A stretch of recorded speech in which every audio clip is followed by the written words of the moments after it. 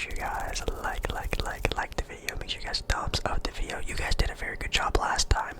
Let's see if we can get this video to 500 likes. That shouldn't be too crazy of an ask, but if you guys like the sports whisper ramble stuff and you want me to do more of it, show some support by clicking the like button. Let's see if we can get this video to 500 likes. And also make sure to comment down below where you would rank some of your players, your favorite player, your top 10, your number 1 player in the NBA. I want to know where you guys would rank these guys down below in the comments. I'm going to be down there answering alongside with you guys, definitely reacting to some of your hot takes. So I made my own categories again, just like last time, in the S tier, or the tier I have them called Let's Get This Title tier. Basically players where you put them on any team, they're going to be a title contending team. They're just some of the top players in the NBA. That's the top tier. Below them is the superstar tier. Below that is the star, just a star tier. Then you have the all-star tier, the great players tier, the good players, the players, and then at the very bottom we have UG, which are just players I don't really feel like ranking, to be honest.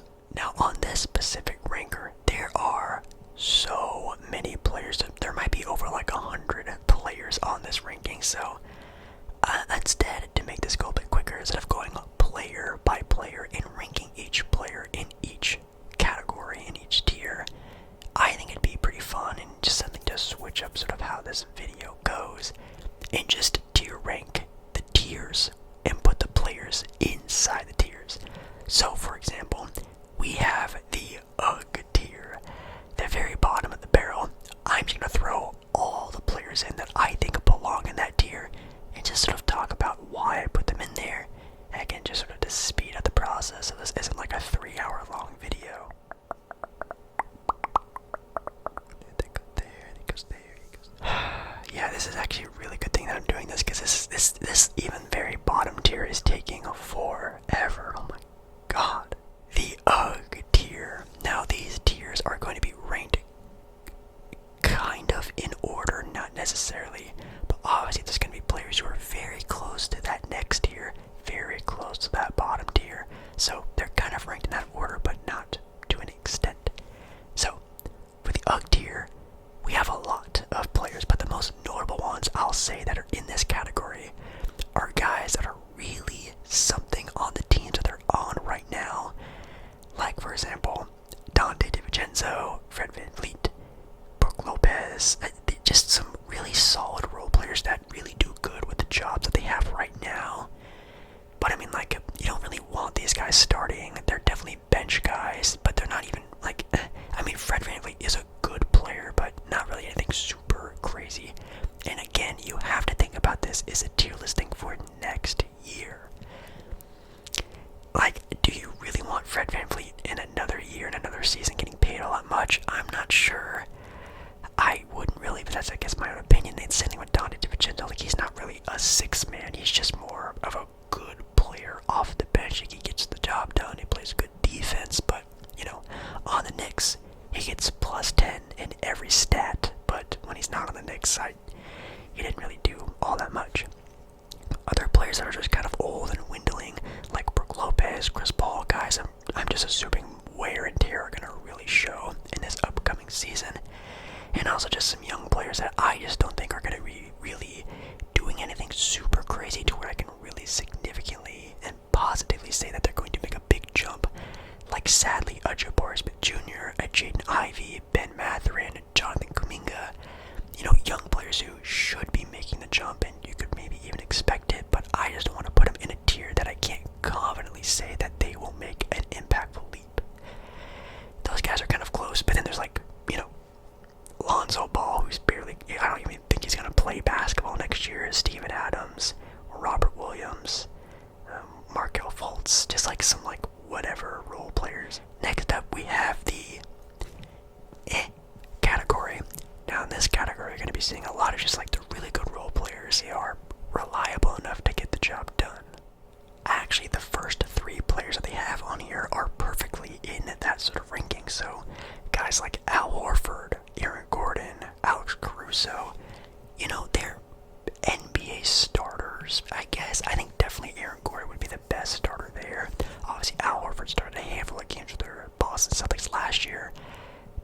say the Celtics were at their best when he was coming off the bench, but he really was. Alex Caruso, one of the best defenders in the NBA, can be a starter, but is more of like a specialist in his role, which is being one of the best defenders in the NBA, but that's kind of all he has in his repertoire. But definitely Aaron Gordon would be the best one there, in my opinion. Another one that kind of goes in that category is Austin Reeves. Austin Reeves is a really solid role player. He can start games for Lakers, and I think he definitely does for a lot of the period of time, but in my opinion, even though I do rep the Blazers a lot, I do love the LA Lakers. I watch a lot of games of them, and there are even times where I wish they could have him coming off the bench. I think he would be such a sparky six-man for the LA Lakers. That would be insane.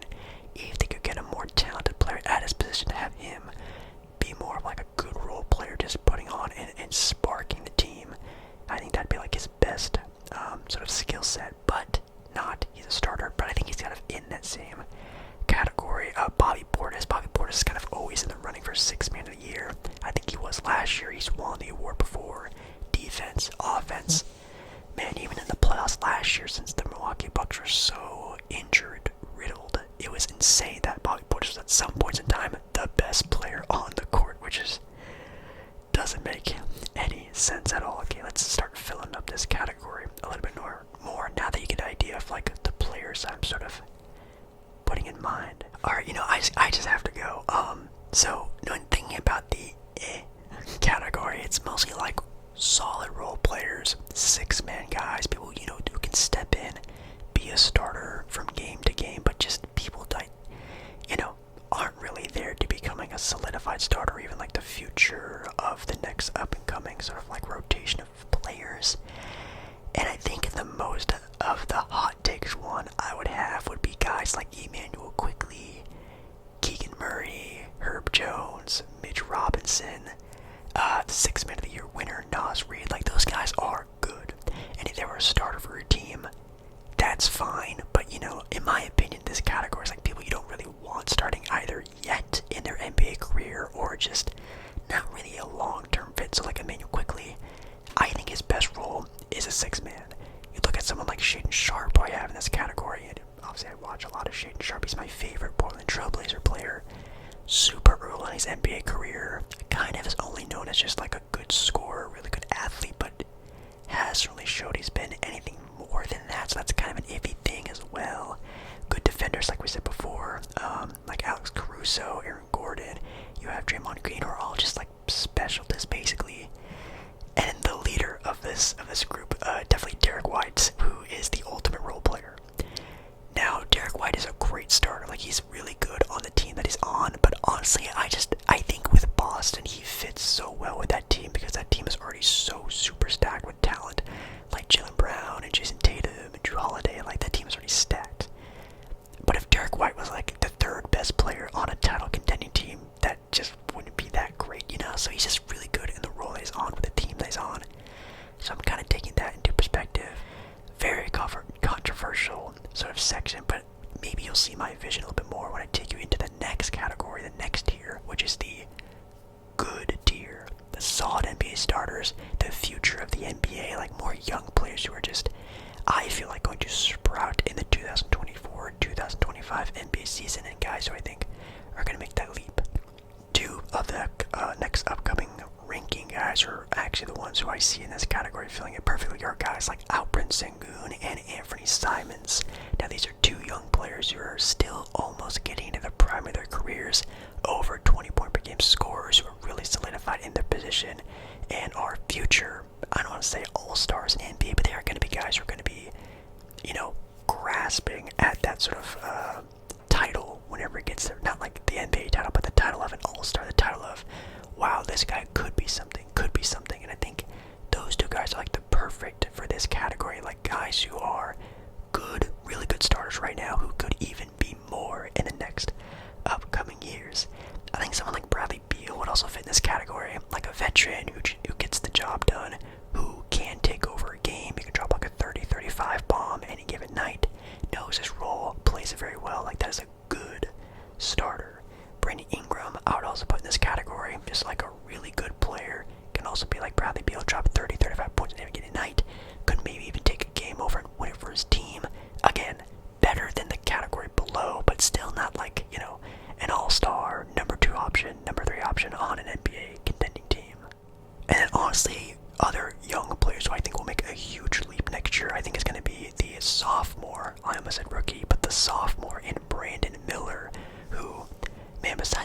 Wembanyama looked really good last year, and even though he was on a dog water Charlotte Hornets team, I think if Charlotte does make a little bit more of a stride, hopefully LaMelo Ball stays healthy, I think Brandon Miller's actually going to look like a very good NBA player next to him, getting some more floor spacing and less attention on himself. And then someone like Cade Cunningham, who I think could even jump into the next tier if the sort of team rolls out the way that I would hope that would happen, and I'm sure a lot of Detroit Pistons fans as well would hope that happens. I think he even hit that next level of like, oh, this guy's like getting to that all-star level. I think next year, I think we're really going to be able to see that if he is truly that, because by himself, it's been rough for Cade, but I think this is a good tier for him. I am putting RJ Barrett in this category as well.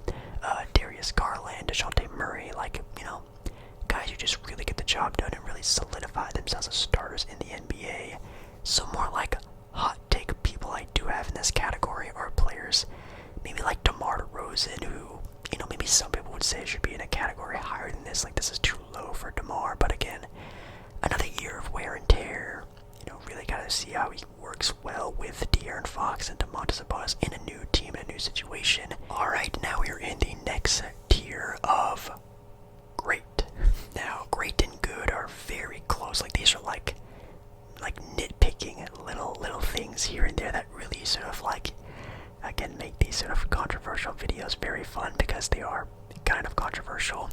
I think sort of a perfect player for this category is a guy like Chet Holmgren, who's just right here to be ranked next.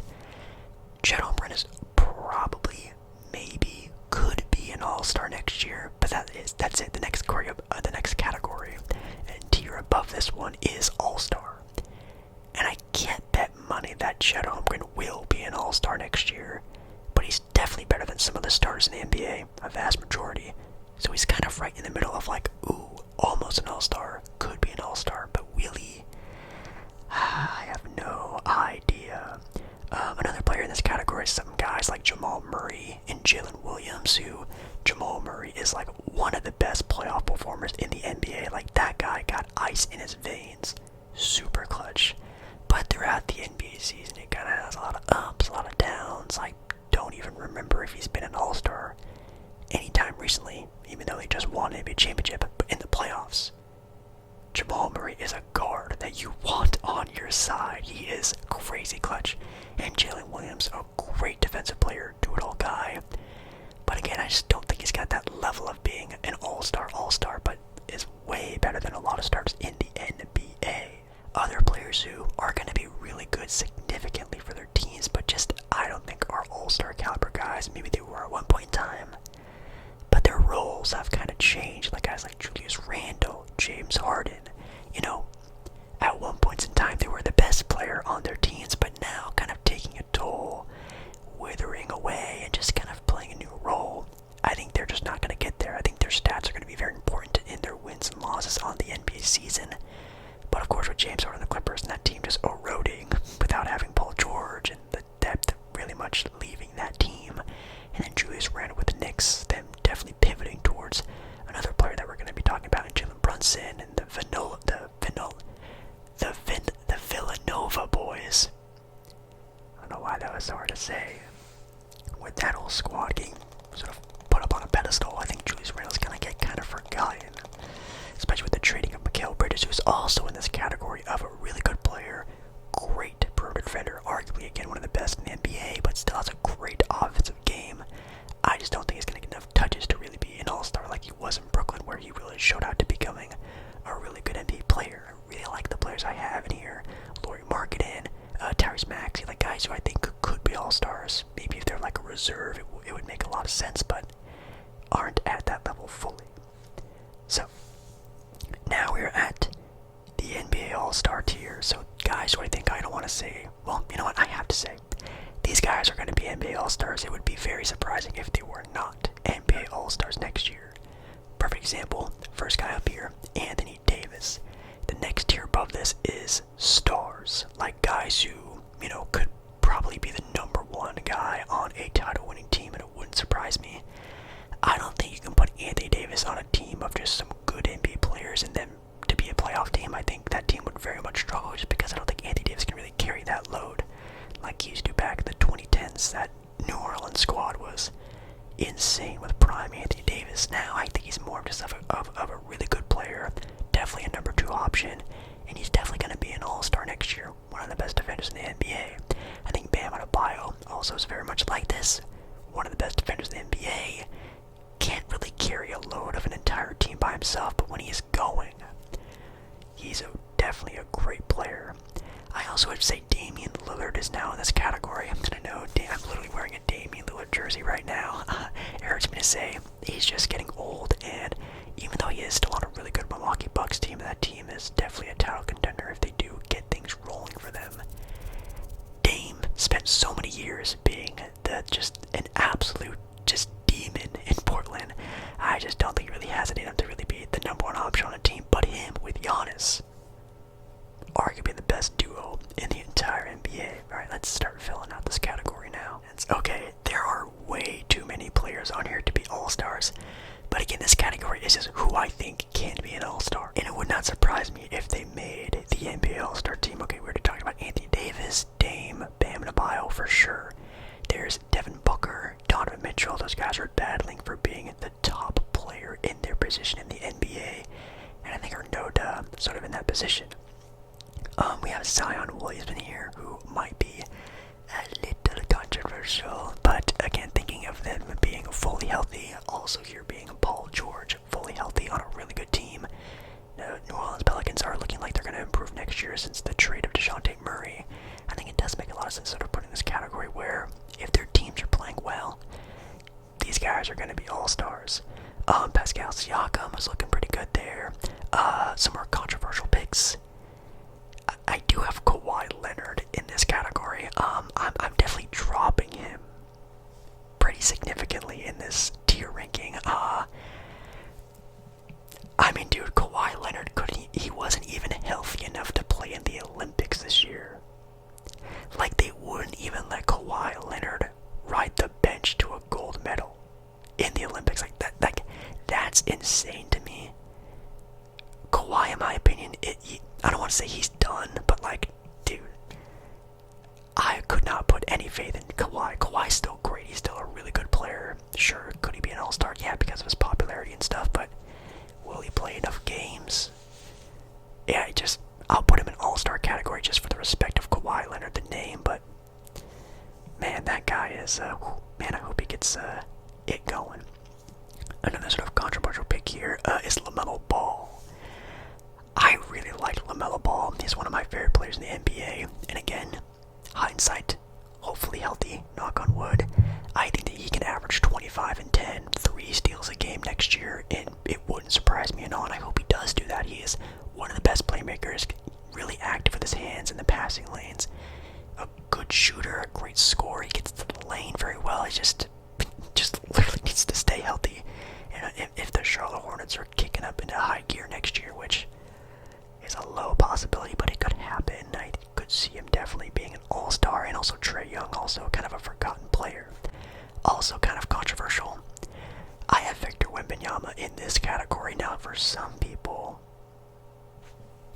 some Glazers, they would actually put Victor Wembanyama in an entirely different category, way above this. I think some people already think Victor Wembanyama is a top 10 player in the NBA, which sure, fine, you can think that, but I think definitely an all-star next year. Yeah, so in the star tier are, guys who can be number 1 options on a title-winning team. Point blank period. Like, these are guys who can either one day be or are already number 1 options on a title contending team.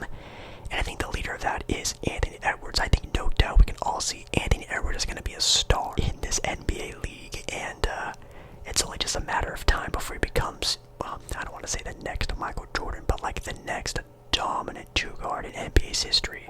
I think we're just waiting for it to happen for Anthony Edwards. He has the confidence to do it. He does have the athleticism, the skill set. He just needs to kind of mature a little bit more, have some more deep playoff runs, and really get it going for him to becoming that. So you can kind of see where this category is going. I'm also putting a guy like John Morant in here, who we kind of all forgot at one point in time was, man, when Steph Curry was injured, was the best point guard in the NBA, was the best player on a team that was a top 2, top 3 seed in a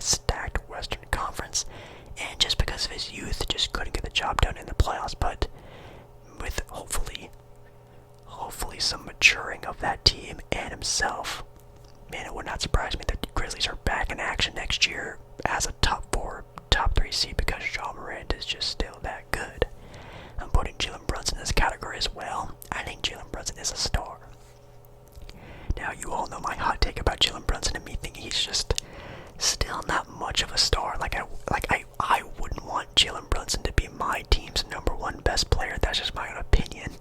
I love Jalen Brunson. I love the Knicks, but I just don't still believe that Jalen Brunson can win the Knicks a championship. But he's talented enough, and if that does happen, that would be fantastic. And then I have Jimmy Butler and Kyrie Irving. I think Kyrie Irving definitely more solidified himself as definitely more than what I thought he was. I mean, of course, I love Kyrie Irving, but I thought his career was kind of going on like a yikes kind of path. But man, last year he really stepped it up, and it definitely helped take that team to the NBA Finals in the Dallas Mavericks last year. And I think hopefully backpacking off that success with his co-partner in Luka Doncic, I think he's still going to have a great year, and it really showed in the playoffs. And then Jimmy Butler, I mean, that guy has carried a team to the NBA Finals multiple times.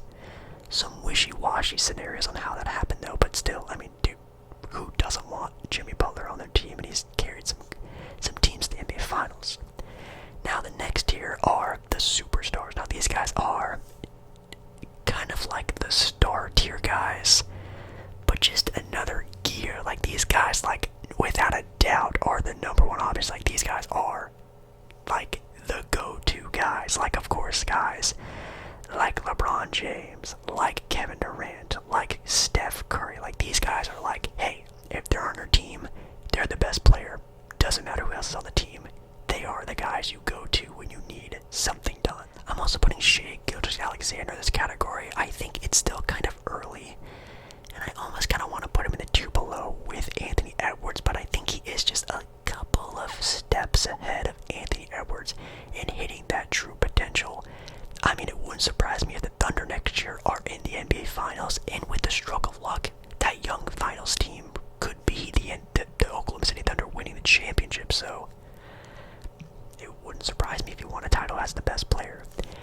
What's interesting, though, is I do also have Jaylen Brown and Jason Tatum in this category together. Now, if you would have asked me this last year at the start of the year, I would definitely put Jason Tatum over Jaylen Brown.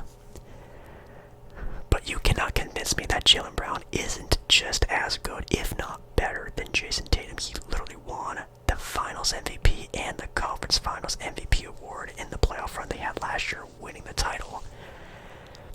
Right now, it's a flip of a coin on who's the better player, who's the real face of the Boston Celtics. I think they're this good, but Jason Tatum could be slipping to that next tier, which isn't a bad tier nonetheless.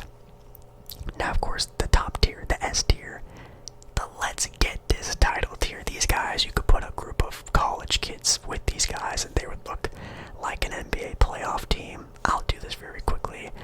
One of them is Giannis Antetokounmpo. Giannis had a very injured-riddled season last year, and definitely in the playoffs it showed a lot. But bro, Giannis is a walking 30 and 10, 5 blocks a game. He's definitely improved as a scorer, like as a shooter, free throw, 3-point. He's definitely evolving his game more and more, and who knows, in the next year or two, this guy might be shooting 35, 36, 37% from 3. It's looking like he's just trying to get that shot down as much as possible, and that's just unfair.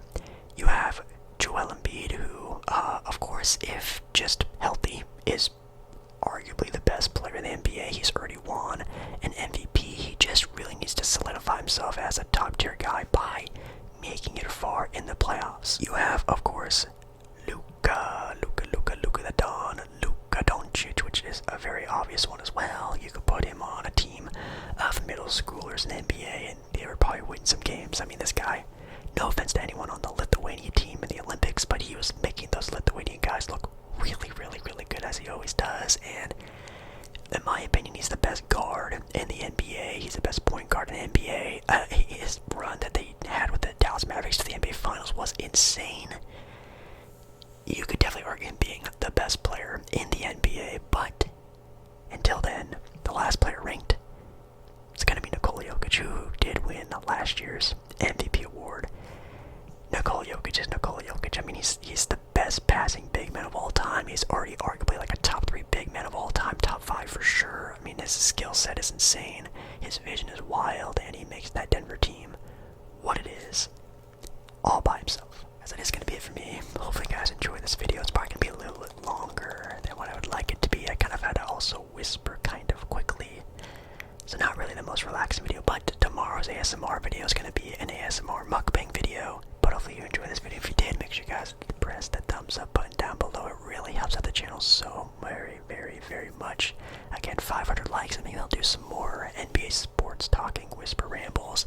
Make sure you comment down below any sort of like, I don't know, thoughts on tonight's video. I'd really like to know yours, and yeah, I love you. And I'll see you again in another video very, very, very